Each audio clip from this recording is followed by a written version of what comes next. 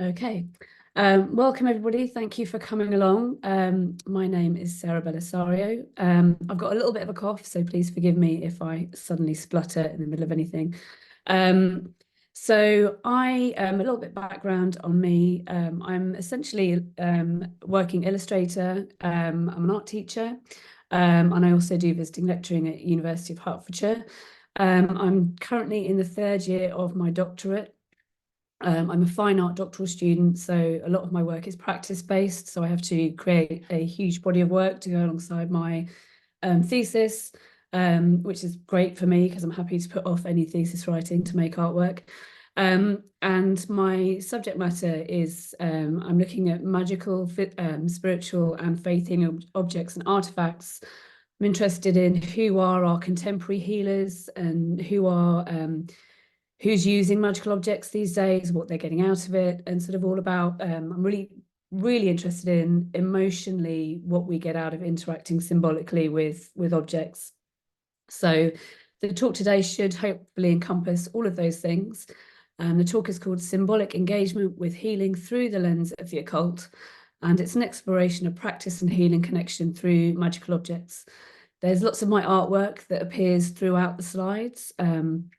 The one that you can see here is part of a very, very long 3.5 meter timeline that I made covering female healers through history when I first started my project. So as we go through, there's a couple of other artists that I'll bring in, so I will let you know when anything isn't mine, and hopefully you will enjoy the talk. Okay, so here we go. Occult healing often focuses on a holistic worldview in which the treatment of the psychological and etheric symptoms of illness should be healed alongside the physical. So really looking at sort of holistic healing, mind, body, and spirit. It also embraces the notion that healing can be sought through connecting with praying, or making offerings to a higher power, for example, through interaction with articles of faith, such as votives, ritual deposits in the landscape, or by learning to engage with spirits and ancestors in the liminal spaces between worlds through various forms of trance or a raising of consciousness. Furthermore, many of these practices have been used either as an addition to or as an alternative to more empirical scientific modes of medicine and practice, depending on historical time periods, access, or cultural beliefs. So in this talk, I'll be exploring healing objects, historical and contemporary, used in the United Kingdom, and considering how they have been and still are used to facilitate healing, both mental and physical, through symbolic engagement. Examining the myriad of ways we as humans interact with these artifacts, including as votive offerings to a saint or deity, to aid ritual, or to function as personal talismans or healing charms. And I'm going to discuss these ideas using my doctoral research and my artwork that I've made, and some of the preliminary findings from a survey that I conducted last year. Also showing through my own artworks and that of other relevant artists, how richly made objects can be used as a conduit to transfer feelings, energy, or emotions, acting as a form of sympathetic magic where ritual actors, so people who are engaging in ritual, can release, let go, honor, or come to terms with that they need to explore and heal, either physically or emotionally. It's just worth saying here that I was very interested in my project in being able to connect my own heritage to the places and things that I was learning about and discussing. So I actually did a DNA test before I started to sort of really deep dive my own sort of cultural heritage and background alongside, family that I have and the places I've grown up in. So most of my research is based around my own cultural background. I'm incredibly interested in the magical and spiritual and faith practices of anywhere and everywhere in the world, but it's such a huge, like, endless topic, that as much as anything, doing it for my own cultural heritage was important to me because I think it's something I can connect with better and I know more about, but also it was just too broad a subject to even sort of, it's even a broad subject to dip into in terms of just the UK and Ireland, let alone thinking about anywhere else. But that's why the project and my research in this talk is based around those places. So let me just go to the next page. Why is it doing this again? Okay, there we go. So, right, definitions. So I'm going to refer you at the start of this to my very favorite quote in the world, which is defining magic is a maddening task, from the ineffable Owen Davies, who's one of my supervisors and has written many books on pretty much everything to do with magic, charms, spiritual, anything. If you look up Owen Davies, he's probably written a book on anything that to do with magic.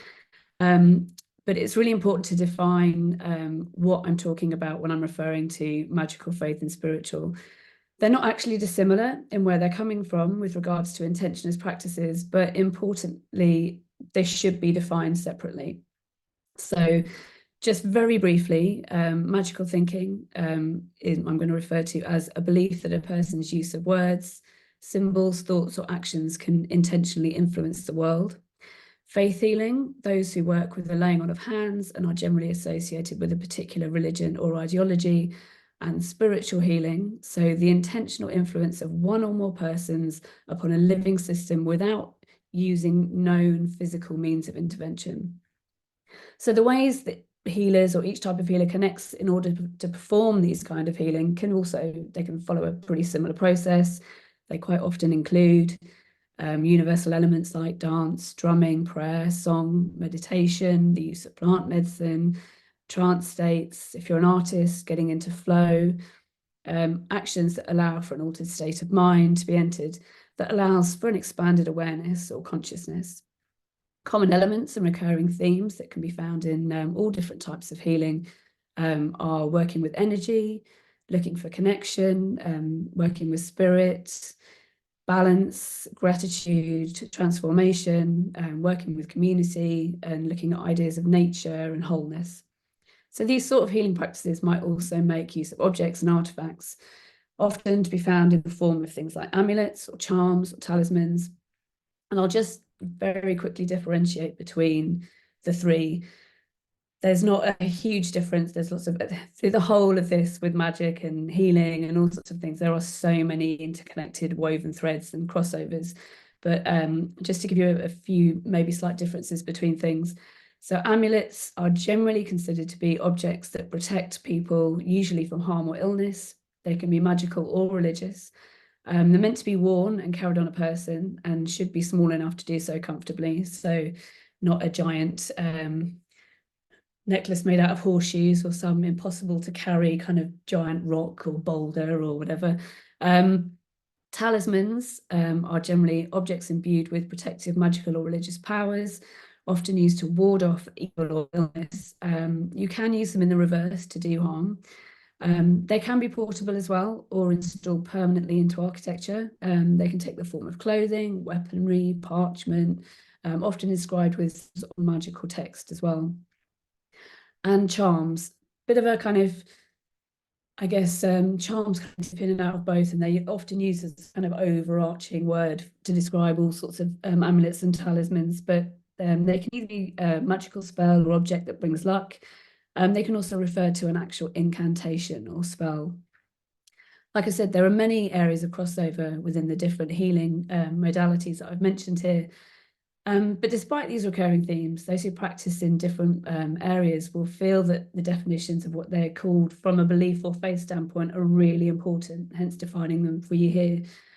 So somebody who is pagan might not like to be associated with Christianity, or somebody who is Christian might not be want to associate with magical practice.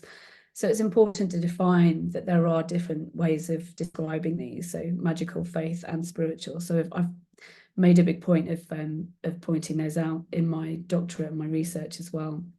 There are, again, many crossovers. There are Christian pagans and you know, all sorts of people that buy into lots of different labels, for example, or are interested in working in lots of different ways. So I think it's a sort of endless smorgasbord of whatever you want to call yourself or you want to involve in your own practice. But I just wanted to make those definitions before we started. So the next slide I wanted to look at was just a little bit of information about the idea of consciousness.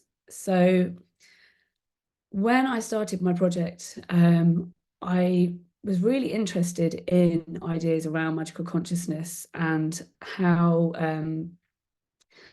we work with things magically. I had a lot of pushback from university about how magical consciousness wasn't really an academic reality, and how was I going to go about proving the scientific reality of magical consciousness, which obviously is very, very hard to do.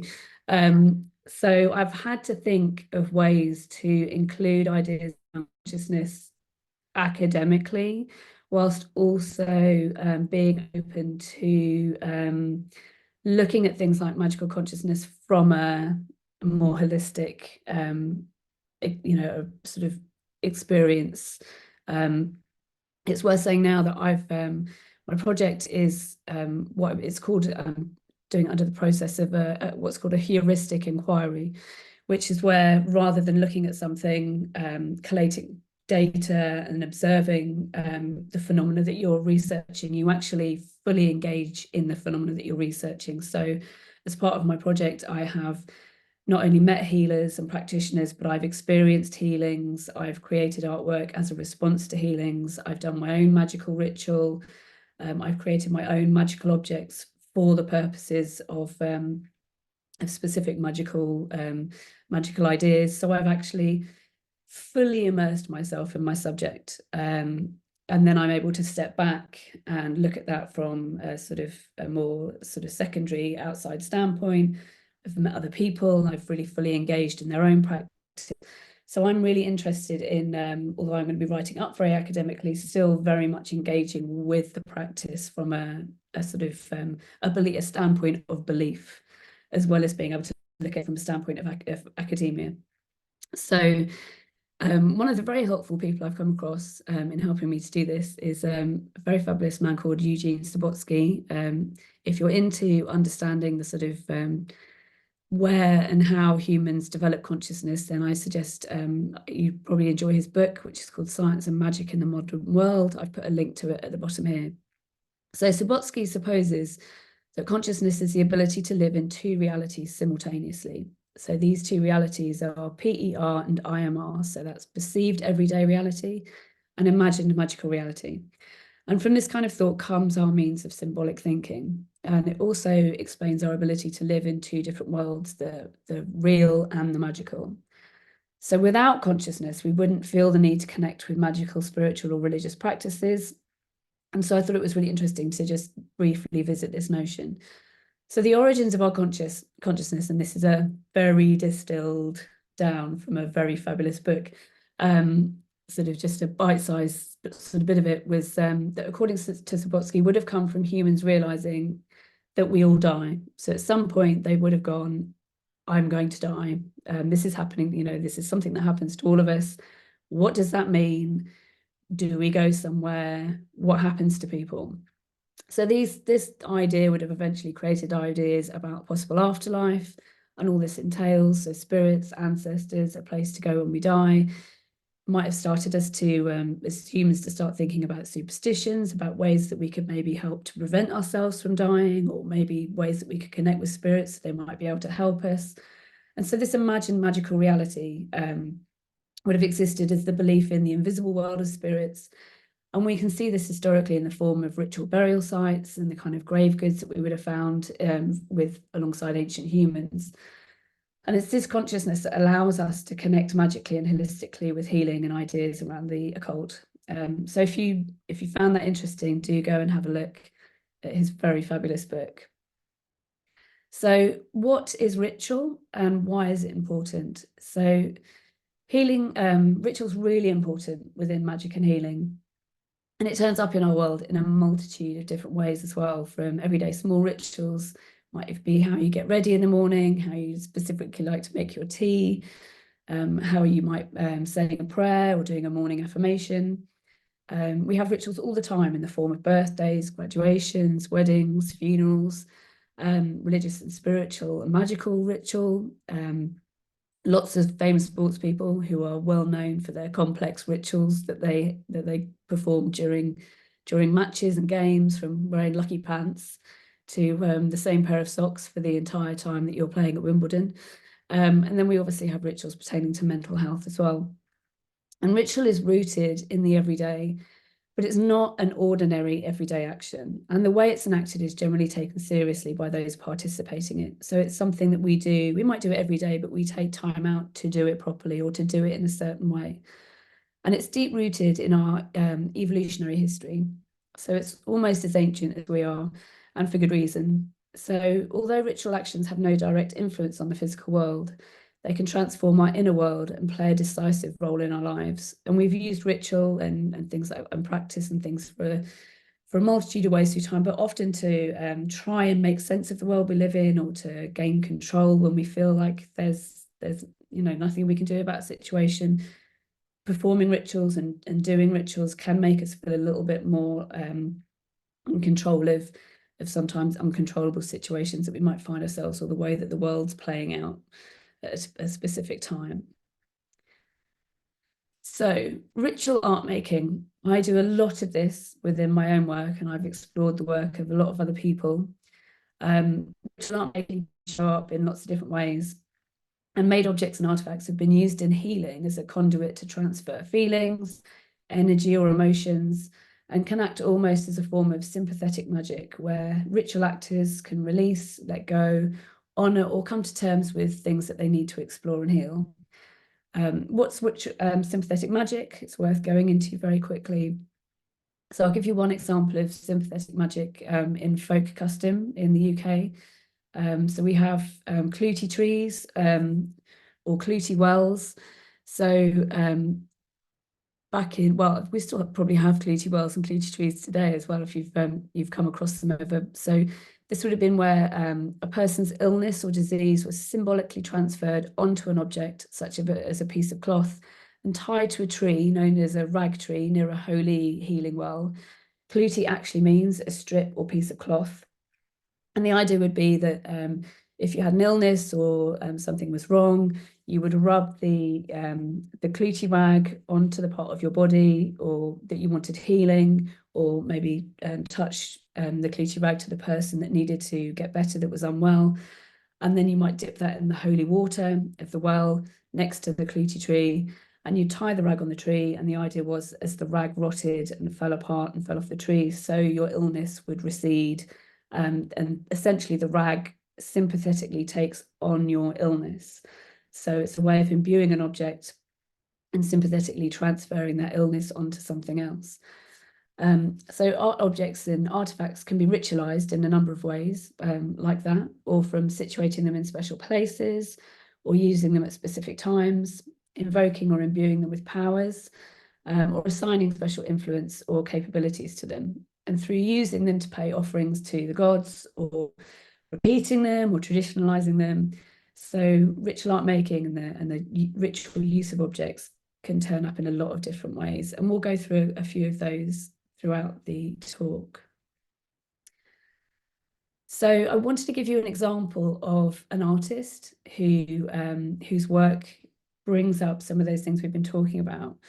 So this is Verity Burt. I interviewed a lot of artists, I think maybe about 10 of them through the course of my my interviews over the last year.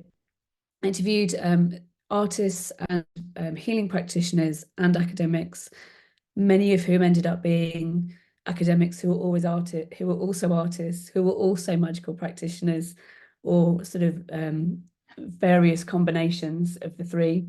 Verity Burt is I couldn't pronounce this earlier, an interdisciplinary research-led practice working with installation, film, performance, writing, and sound.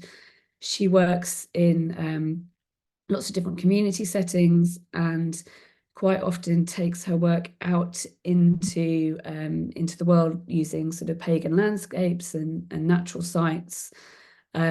She was telling me when I interviewed her that she had worked on a group project where her and a group of women spent the night in, I can't remember the name of the cave specifically, something like the Devil's Caves, or somewhere that's a quite well-known pagan site. And they'd spent the night in the cave singing, recorded all of the music and the sounds from deep inside the cave. And afterwards, they created an installation piece where they made a cave in the gallery and played the sounds of the singing and the sort of the rites that they created that night in the cave back in the gallery space, so that other people could come and sort of hear the sounds and sort of immerse themselves in their own, in a sort of a different version of the same environment. So there's two pieces of artwork on this slide of hers. The first one from 2021 is called Brackish Rite, and it was all about making votive offerings to the Penryn River. So it culminated in a ritual performance and was in collaboration with a group called The Worm and another group called Voices of the Undergrowth. And in this piece, Verity used an ancient boat building technique and locally gathered materials to create something called a coracle, which is a light, small rounded boat that you can see in the picture. This was decorated collaboratively by visitors to the exhibition, and the resulting boat centred in a ritual performance on the Penryn River, where the land's fresh water meets the sea. Visitors to the exhibition were asked to deposit votive offerings into the coracle and tie a ribbon to its ribs to send their wishes of gratitude to nature's life-giving forces, which closed both the exhibition and the simultaneous G7 summit that was going on in Carbis Bay. When I interviewed her about the work, she talked about how she wanted to work with the local landscape and think about ways that she could build new rituals, create new myths and new stories around these sites, so that we can help create more meaning about the river and what it signifies within the landscape. Also thinking about building connections with that fringe of where the land meets the sea as well. So her work is really interested in, which a lot of the artists are, in revisioning and reimagining old myths and old, creating new folklore and sort of taking ideas from how we've worked with the land previously and in the past and creating new myths and new ways of working and new rituals, which I think is a really lovely way of working. The other piece of work that she did that I've got in the picture was called an archaeology workshop, which is in 2017. And she worked with a women's community choir called She in Newcastle to experiment with collective voice, movement, and again, myth making at prehistoric rock art sites in Northumberland National Park. So the work responded to the site's potential as a place of ritual culture that predates the sort of exploitative relationship with nature that we have now, and really looked at relationships between bodies and the landscape in a kind of playful and intuitive way. So that's the group of women that you can see down there interacting with the rock, and I think they did lots of singing and performing that day. So she's definitely, if you're interested in her work, do find her on the internet and check it out. She's very lovely. So the next page. I thought it would be nice to just include a little bit of information about healing practices of the past, many of which have sort of transferred through the ages to now. So there's just a few different examples of healing practitioners. We have from UK historical and current ideas. So girdle measurers, very interesting. We'd determine whether somebody was bewitched or troubled by fairies by measuring the fluctuating length of their belts or girdles. Cunning folk, some of you might have heard about cunning folk. They tend to get written about a lot during the witchcraft trials. They were generally, you would have probably had a cunning folk in most towns, or they would have been local to the sort of villages, and they would have been the person that you went to for healing of various means. They might, if you wanted someone to create a charm for you, to help look after your cattle or your family, or for some sort of illness. If you thought you were hexed or bewitched, they might have helped find the witch that you thought had bewitched you. They might have worked with herbs. They might have helped with finding thieves. It would be a whole new separate talk to start talking about the reality or non-reality of actual witches, which were generally probably just women who lived on their own or were widowed or didn't really toe the line of general society, as opposed to actually ever being witches. But if you thought you were hexed by a witch, you probably wasn't a witch at all. Then the cunning man or woman would have been the person you'd have gone to. Mediums and spiritualists. We hear more about spiritualists really from the sort of Victorian era, when that became a sort of very popular practice. And also, interestingly, one of the kind of areas where women got respect for their abilities over men, because women were seen to be able to connect with spirits and the other world and the liminal spaces more easily than men, because of their sort of emotional connections, or their sort of being more like their more feminine attributes made them better at connecting with spirit.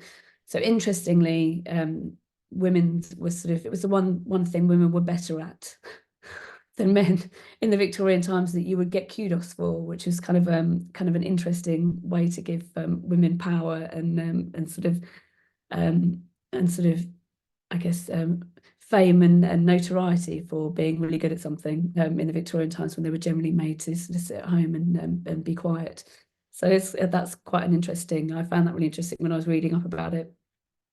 Obviously, we still have lots of mediums and spiritualists around today, as we do trance healers and sort of psychic mediums who channel spirit and healing through connecting with their spirit guides. And then charmers. We've got charmers would have worked for free, generally people in possession of natural healing ability or knowledge, possibly may own healing objects that have been passed down through generations, and would have occasionally also been herbalists. The big difference between cunning folk and charmers is often the paid element. Cunning folk always wanted to get paid for what they did. They may or may not have been genuine healers. Charmers generally worked, they worked for free. They would have been your holistic healers of today, your soundboy healers or your Reiki healers or your sort of holistic therapists, your energy workers, and they were probably more your real deal healers, if it were, because they were more interested in providing healing. Maybe they would have swapped it for some food or for some sort of other nominal sort of voluntary fee, but that was the sort of main difference in terms of the payment system there. And obviously, there are still many people who would be your charmers now under various different healing guises.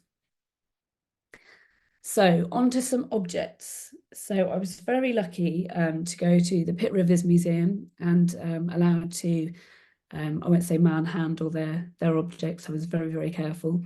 But they have a fabulous, if you haven't been to the Pitt Rivers Museum, it's well worth a visit. They have a huge array of objects and artifacts from literally every culture you can imagine. So that was a really interesting day out. I was specifically interested in looking at magical and or healing objects and artifacts, or protection objects and artifacts from the UK. So we'll go through a couple of them here. So the first one, which is the bottle down in the corner, I'm sure a lot of people probably would have heard of a witch bottle. If you haven't, I shall tell you a bit more about it now. The image with the sort of heart-shaped piece of paper, that was actually the contents of that witch bottle. So a witch bottle would have been if you thought you were, say you were a farmer and your cattle were getting sick, or you were struck down with an illness unexpectedly, or had some terrible bad luck, you might indeed have thought that you'd been hexed or cursed. So you would have gone away, found your local cunning man or woman and told them about your troubles, and they might have suggested that you have a witch bottle. A witch bottle was quite famously, and they ended up using these stoneware Bartman jugs, were quite often used for witch bottles. You would have filled it up with nasty things, hair, nails, nail clippings, urine, vinegar, anything unpleasant you could pop in there. And basically, worked in the same kind of way as we've talked about the sympathetic magic, that essentially the witch bottle became a sort of sympathetic version of the person who had hexed you or cursed you. So the idea was that you would get your witch bottle, fill it up, and then quite often, they were occasionally buried, but they would quite often be put on the fire at home. So you'd put it on the stove as the witch bottle and its contents heated up. So the person who'd cursed you would suddenly start to find themselves in terrible pain, terrible stomach cramps. So the witch bottle is behaving as them.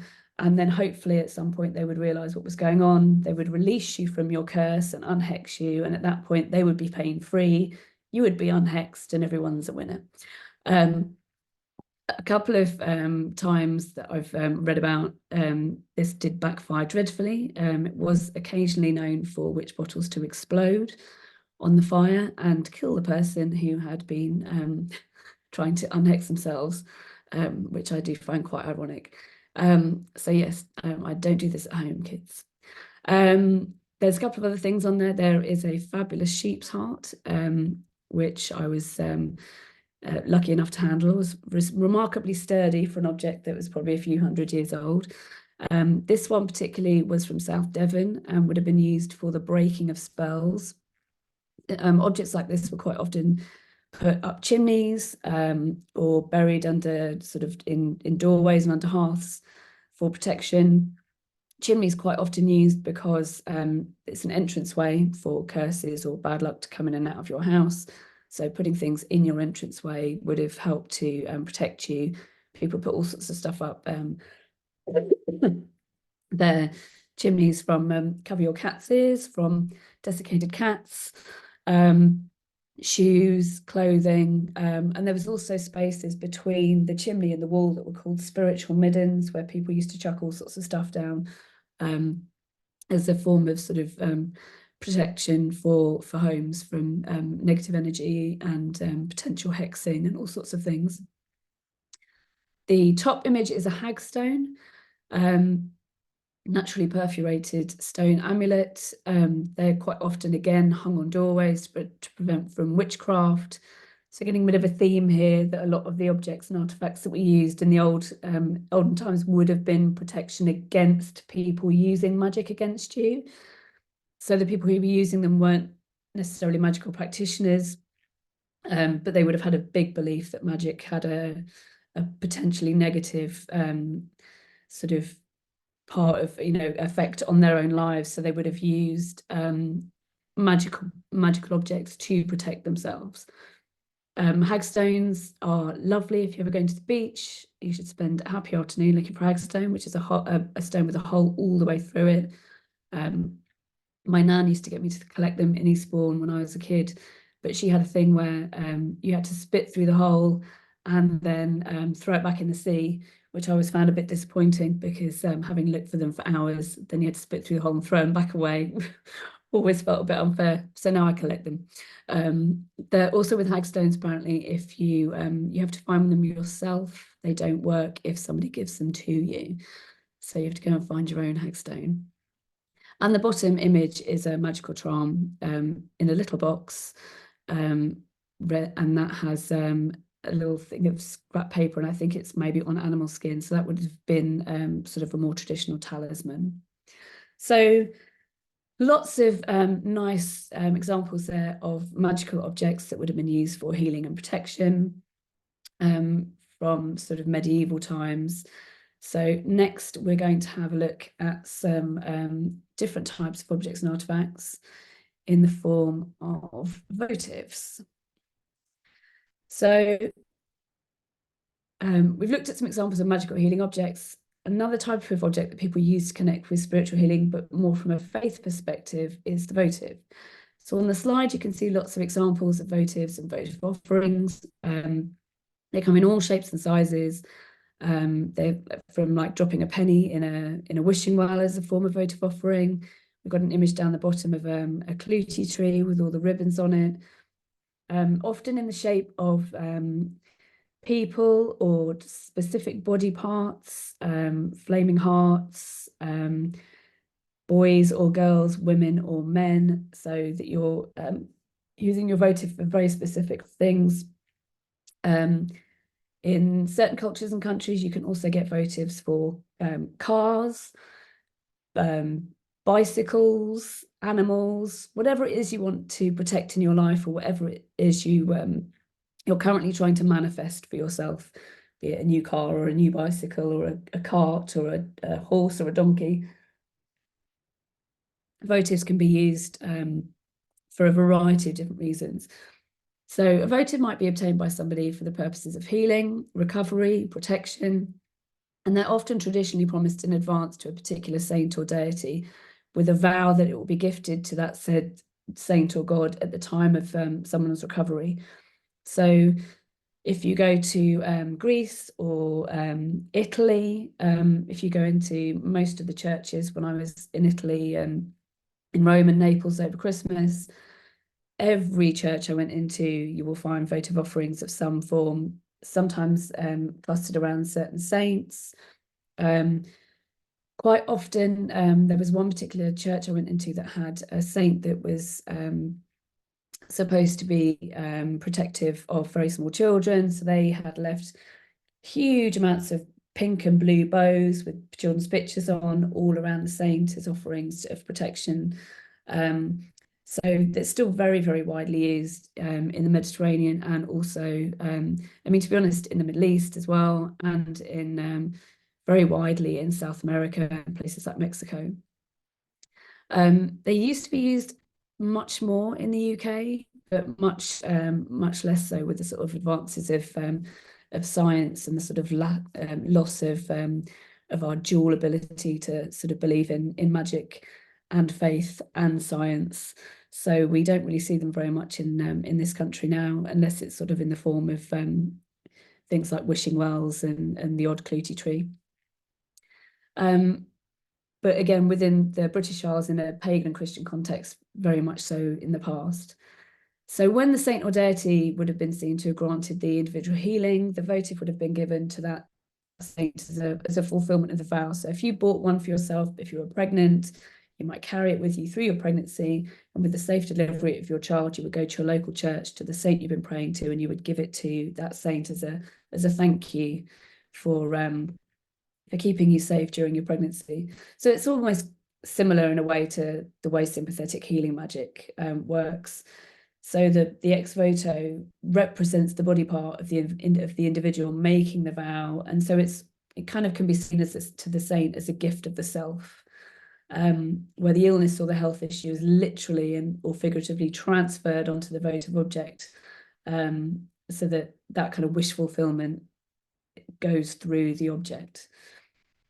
I just want to mention really briefly at this point, there's a very famous British and Australian archaeologist called Chris Godston, and he has something called Chris Godston's 3 T's, which are, in the way he describes, 3 different ways in which humans might perceive the otherworldly within their belief system. And this affects how a person might attempt to communicate or make offerings to a supernatural power.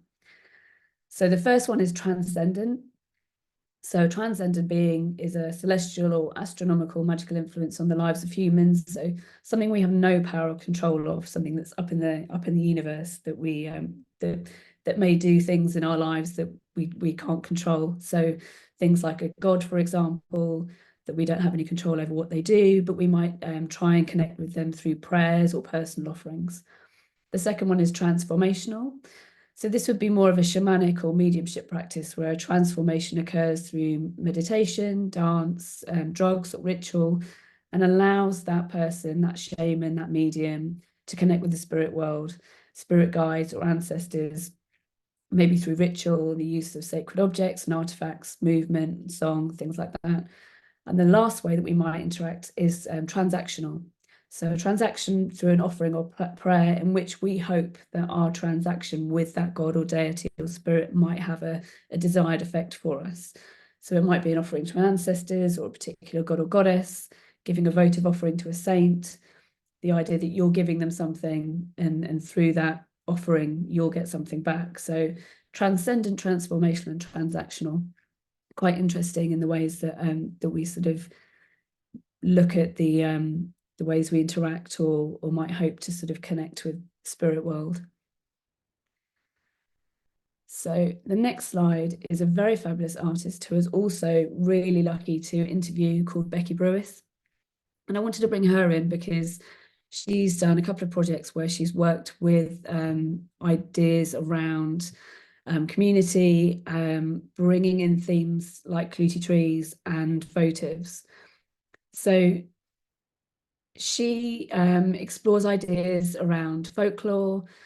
She's really interested in working with notions around memory, exploring how the past permeates the present, psychology, and the materiality of objects. So the first piece of work I was going to talk about was her work called Gift for Gods. Just have some water. Where she explored the ancient practice of both making and exchanging anatomical votives. So she used terracotta clay, and she produced an edition of 50 anatomical votives depicting hands, wombs, and eyes and ears. And she found a repurposed nappy vending machine that she had hung in a shopping centre in Dundee as an interactive art installation. And the public were invited to purchase a votive from the machine. And as they were dispensed, visitors were encouraged to make a wish that resonated with the project's ideas around offerings and exchange, and this kind of reenactment of pre-Christian tradition, but in a contemporary setting.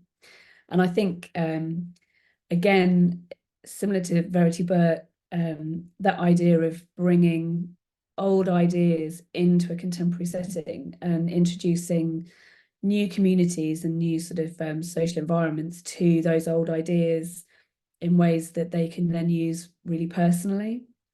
So you're interacting with something in a communal sense, but also in a really personal way as well. So the second work of hers that I'd like to share is a work entitled Clutie Well. And this was created for a place called Hospital Field that has a fernery on the property. It used to be a centre for pilgrimage and healing. So it was a very site-specific chosen place to work. The hospital was originally for pilgrims travelling to a local abbey. So she's taken the idea of Clutie wells and the idea that ferns are ancient plants that have been associated with sacredness. And she's invited the people that have visited the fernery to add their own ribbon to this young artist's installation and make a wish.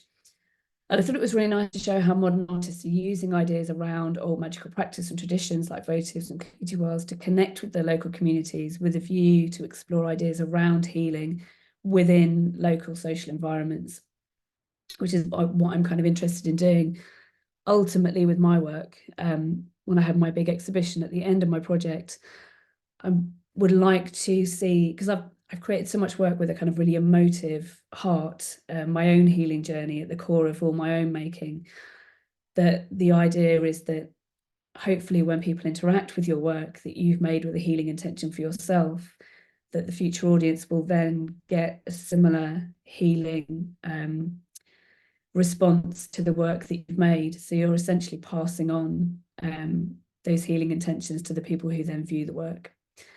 That's the idea anyway, the hope at the end. So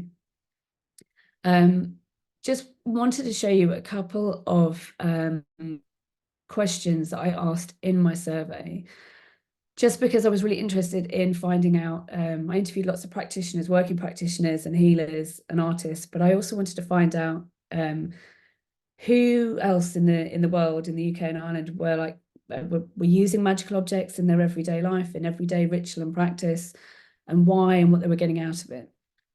So my survey was called Modern Spirituality and Everyday Magic, Exploring the Use of Contemporary Spiritualism, Magic and Ritual Practice in Everyday Life. And I had about 15 questions that asked people to divulge what rituals they used, what their belief systems were, what they got out of practice. And I've just chosen a couple of questions here to give you some examples of the kind of answers that were coming up. So one of the questions I asked was, what ritual or magical practices do you use in everyday life?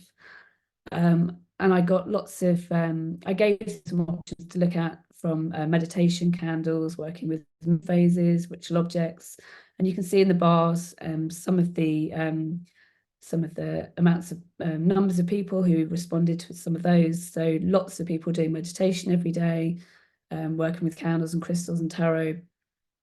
I also asked as a secondary question to that, to specifically give me some of the tools and objects that they were using. And I thematically separated these into different topics. So nature, tools, items that were figures, things that might be to do with clearing, musical, divining. And it was quite interesting how many of the objects that came up had huge similarities with objects that have been used historically. So snakeskin, leaves, ash, crystals, drums, rattles, herbs, candles, pentacles, wands, all sorts of things that came up. And like I said, there were lots of similarities with types of objects used historically, but really, really mixed in terms of cultural elements. It was only open to people who were it was open to people who are currently living in the UK and Ireland, but you could be from anywhere. This didn't have to be it didn't have to be your home country or your country of birth. So it wasn't surprising that I had lots of different objects that came up that were very culturally mixed, because we live in such a multicultural society. I want to mention quickly now, it's a bit of a complicated one when you look at England, because we've obviously always practiced magic in some way. I don't think there's any country in the world that hasn't had a sort of magical practice that's run sort of threaded through its history. But England specifically, as in sort of England, Scotland, Ireland, well, England specifically really doesn't have any what we would call indigenous magical practice. Certainly not any that we've got recorded in terms of there's nothing we can trace back as a paper trail back through recorded history that tracks one specific sort of indigenous or British thing that we've always done. And it doesn't mean that we weren't always doing magic. Quite the contrary, I think it's always been practiced and likely using similar means and to practice and for similar reasons. But we can't say in this country that there is a direct lineage of historical heritage of a specific magical practice that's been passed down through time, although there have been very similar things in lots of different places. But because we've had so many different people who've passed through our culture, we've been informed by so many different cultures and beliefs of the many people that have lived here and passed through historically. So there's a lot of different things that we've ended up amalgamating from all the different people that have passed through. So we've always practiced magic, but we don't have anything sort of indigenous to this country, to England. I wouldn't say that's necessarily true of somewhere like Ireland, which has, I think, got lots more localized folklore that really has been around for a longer time. Ireland didn't suffer quite so much from being sort of forced to drop its folklore in exchange for sort of scientific ideas and notions. And also, I think Ireland's always been much more open to the idea of mixing the supernatural and the religious, and also with sort of Irish Catholicism, there's so much ritual and so many sort of talismanic objects, and that I think they've always been much more open to sort of living alongside the magical and the spiritual and faith. So yes, that's one of the things I've been exploring and looking at as well. But I digress. So another question I was really interested in was, do you follow any particular religion or spiritual belief? And I had so many responses. So everything from pagan, Christian, animist, witchcraft, Buddhism, Jewish, Shamanic, Druid, huge amounts of different elements and different areas. And then I asked also, if that was your religion or spiritual belief, what do you identify as personally? And I had lots of different things from healers and mediums, tarot readers, shaman, psychopomp, animist. I had to look a lot of these up. I was working out all these different things, ritual artists, spirit workers. So there's there's a plethora of not only different religious or belief systems that people fall under, but then narrowing down from that what they then would consider themselves to be within the remit of that religion or spiritual belief. And I thought that was really interesting. And lots of people sort of came under various things of, a pagan Christian animist, who's also a bit of a witch. So it's lovely that people can really sort of dip into so many different belief systems and cultural elements, and really sort of create very eclectic personal practice from that. So I wanted to show you a fabulous guy called Daniel Cox, who I met in my interviews as well. He's a working shaman and an artist. He describes himself as an animist. He's mostly interested in working with within that form of practice, and he works with clients to facilitate healing and transformation. Alongside his healing work, he's also a maker of sacred art and defines himself as a non-religious iconologist and a ceremonial artist. So his work includes paintings depicting visions created within a ritual space as a response to his shamanic practice. And he makes these beautiful handmade spirit dolls that you can see one of them in the image, fashioned from locally foraged wood and found objects, including fabric and feathers. And as much as possible, Dan collects and creates his personal shamanic tools from materials responsibly found and sourced in his local landscape.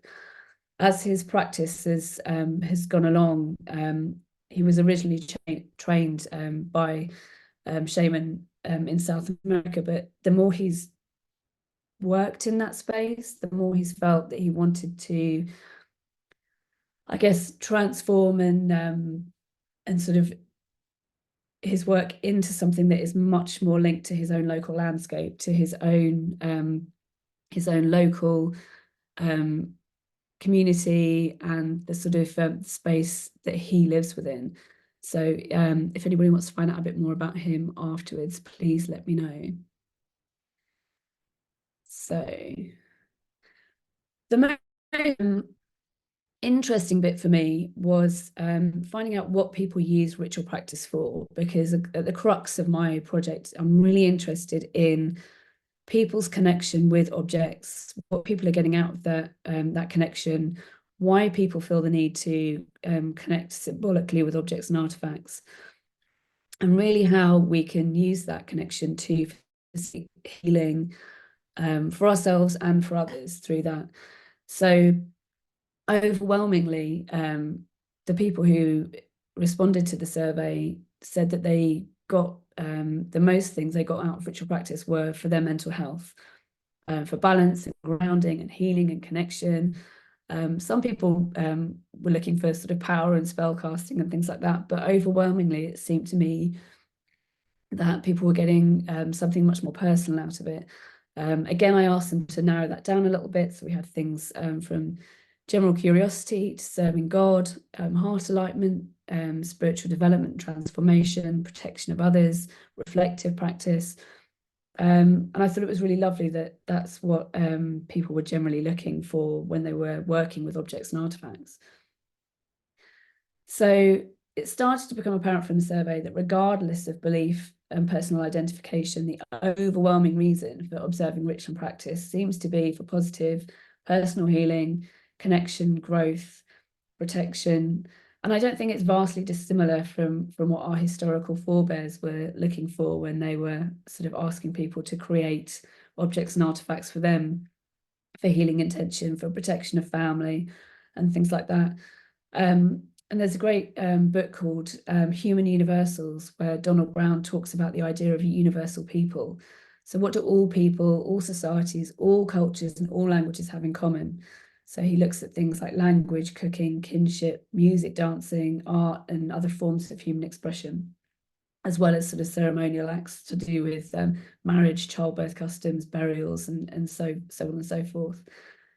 So I'm becoming sort of more increasingly through my research interested in the common universal emotional needs of people within these ritual contexts.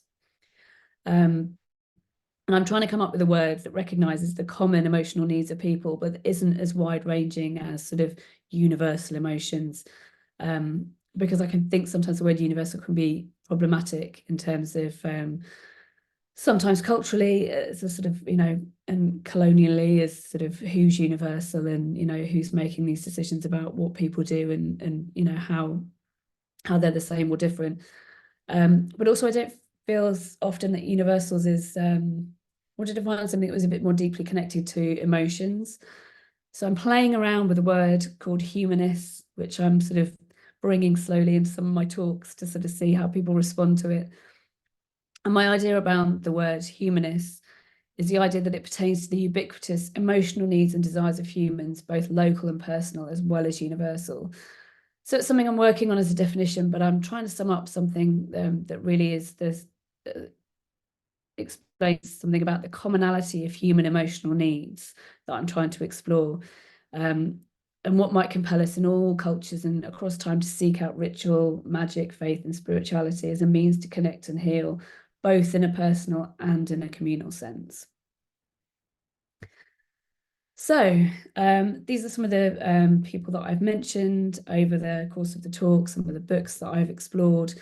And that is the end of our little journey. So we've looked at spiritual healing, objects, artifacts, some of the ways they've been used historically in everyday life, little brief look into the reasons that people still continue to work with magical objects, and some of the artists that I've come across who are working with those themes, both through their personal art practice, but also within sort of communal and social areas as well.